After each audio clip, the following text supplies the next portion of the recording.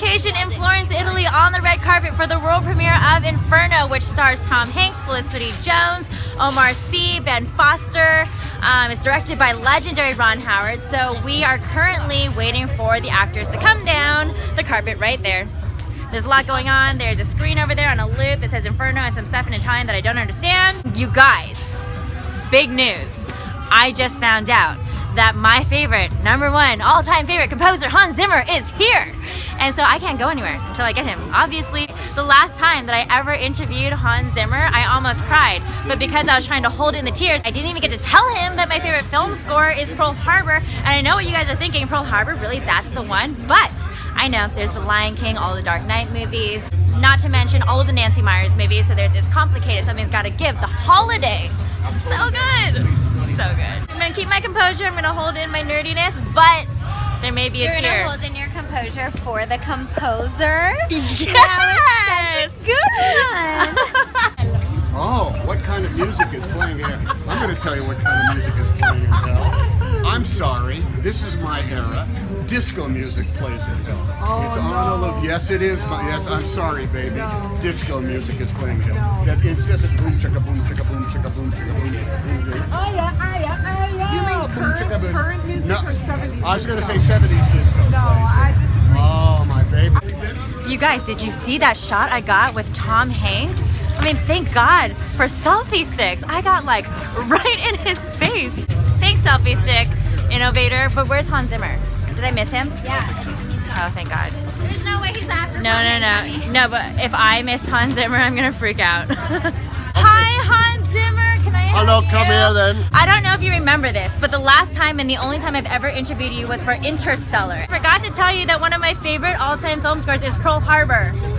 And I know people usually go, that's the one, because you also have all the Nancy Meyers movies, and Nancy Meyers is my favorite director. Of all the film scores that you've done since then, do you look back on Pearl Harbor, and what do you think about that film score? Do I look on it? Okay, here's the only way I can stay a composer. So I'm going to tell you a secret now. Okay. The only way I can stay relevant or do something new is as soon as I finish a movie, I have to forget it. And as I write it, I really put everything into it. Like everything I know, everything I've experienced goes into that thing. But then as soon as it's over, I have to Go on to leave the it next. Do you ever revisit and re-listen to your past film scores? Not really. Weirdly, Interstellar is one. I don't know though. There are certain films which are maybe more personal, and so now you're gonna laugh. Okay. Lion King. Lion King means a lot to me. Okay, all right, okay, no. Good, no, all right, good. I love Lion King. No, but you know, it was written for my daughter, you know, and so some of these things, Yes. it's not a job. You know, what I do isn't a job, it's a life. Yeah. You know? So When stuff gets personal. When I talked to you for Interstellar, you told me that you read a note from the director, and that's what inspired the song and the melody for Interstellar. But he wouldn't tell me what the movie was about. Exactly, he only just sent gave me you the note. note. So what inspired the sound for Inferno? Simple. Ron coming by, going, "Hey, do you want to do another Robert Langton story?" And me going, "Tell me the story." And he started talking about the story, and it's sort of the same thing, you know. Once you are in the room, and so, look, what can be the greatest luxury of life? Yeah. Is you say to somebody, "Tell me a story," and they actually tell you a story, and it's a pretty good story. I wish that you can compose my future wedding. I There don't you even go. have a boyfriend, but that would be amazing. Okay, so I also have been talking about technology tonight because technology is so advanced now, and especially with millennials. You know, I mean, we're doing this interview on a selfie stick, and I'm currently also plugged in with an external charger. But what new technologies do you wish that you had for your next film score? Okay, if you get me started on technology, no, I mean, one of the great things about technology is it moves pretty fast. Not only does it move pretty fast, we can influence it. And for instance, I don't write notes on paper. I'm of the generation, I got a computer and I started making music on a computer. So that was my musical instrument. Yes. And I'm forever trying to explain to people, no, practice your computer. It's as legitimate a musical instrument as a cello.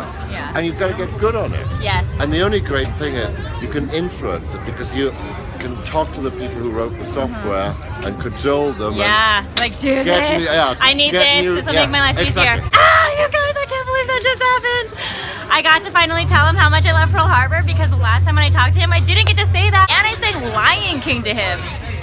I do weird things when I get nervous. Hi, Director Ron Howard. Oh, hello, how are you? You are a legendary director. Well, thank you. Those are kind words. You just stepped over to 2016 basically because we're doing this on social media platforms. Yeah. How So about that? speaking Oh, of with a selfie stick. yes, this is actually a floating camera. You guys, there is no selfie stick. Oh. Speaking of new technology in the year 2016, is there something that you used for Inferno that you didn't use for the last two films, but you wished you had had for those two Wow, films? really, really interesting. Yes, digital technology is allowing you to put cameras in more challenging places, get angles that create, I think, a little more intensity.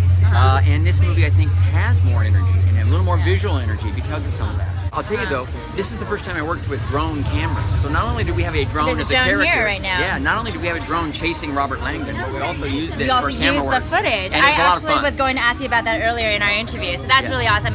I actually was just talking to the directors of Moana, the new Disney Yeah. animated film. They also did Little Mermaid and Aladdin, and they were saying that halfway through an animated film, if there's a new technology that comes out, they actually can't use it yet. They can't integrate it because they already started working on They've it. already started the style in a particular Yeah. way. Yeah, well, animated movies take so long, you know, whereas, you know, when you're doing live action, you can adapt pretty Yeah. quickly.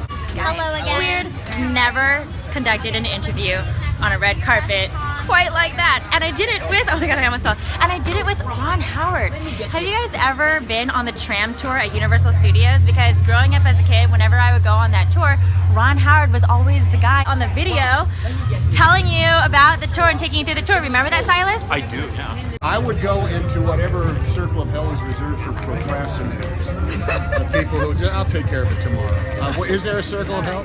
Waiting room at the LAX airport where your plane never comes. That's the penance that you do. Florence has been amazing. Thank you so much, Sony, for everything. This has been a great trip. Florence, Italy is so beautiful, and I'm going to go enjoy the last 12 hours here. Bye. Ciao. You guys, this whole thing happened where I recorded this entire thing, but because my storage was full, it didn't save it. Ugh, thank God it wasn't my Hans Zimmer interview.